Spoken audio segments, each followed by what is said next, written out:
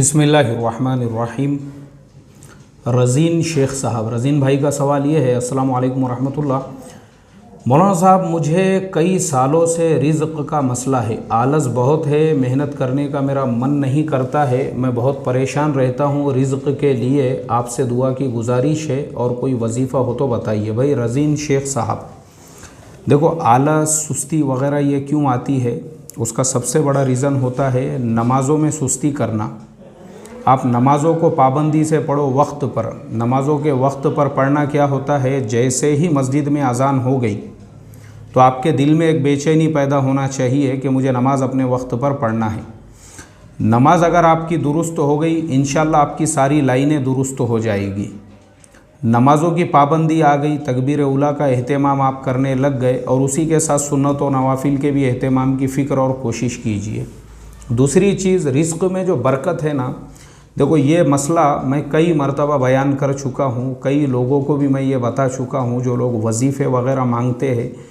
देखो, हमको असल जो तिजारत के मसाइल है उस पर कई मेरे असबाक आ चुके हैं। हमारा मुसलमानों का सबसे बड़ा प्रॉब्लम पता है आपको क्या है?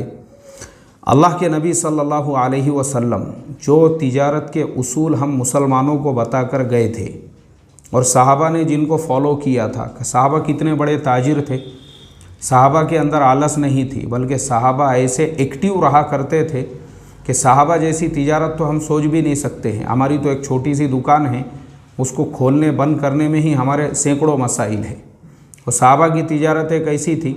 सहाबा तिजारत के रास्ते से चाइना तक पहुंच गए, सहाबा तिजारत के रास्ते से दुनिया भर में पहुँचे और जिन जिन इलाक़ों में पहुँचे उन इलाक़ों को सहाबा ने ईमान और इस्लाम से सरसब्ज़ व शादाब कर दिया। ये तारीख़ है सहाबा की।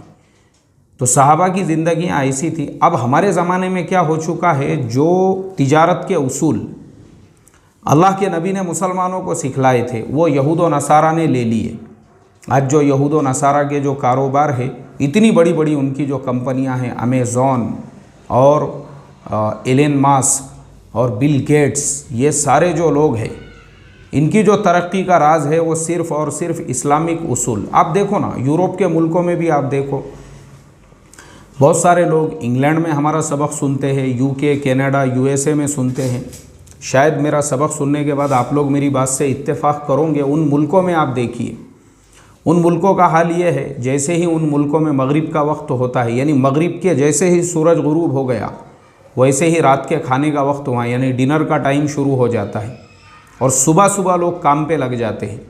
4 बजे 5 बजे सुबह से लोग काम पे निकल जाते हैं, काम पे लग जाते हैं।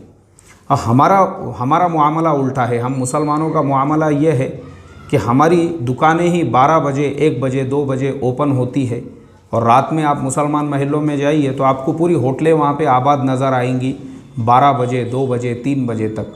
तो आप मुझे बताओ ना, आपने कितने भी वजीफ़े पढ़ लिए, आपने कितने भी आमाल कर लिए ना, कुछ फ़ायदा होने वाला नहीं है आपको, अगर आपकी ज़िंदगी में अल्लाह का हुक्म, उसके नबी का तरीक़ा आपकी तिजारत में, आपके कारोबार में नहीं है। तो चलो मुझे आप बताओ, ये हमारे जो मारवाड़ी भाई है, हमारे गली महल्लों में जिनकी दुकानें होती है, कभी गौर किए क्या उनके कामयाबी और हम उसी महल्ले में रहने वाले, हमारे नाकामी का रीज़न क्या है?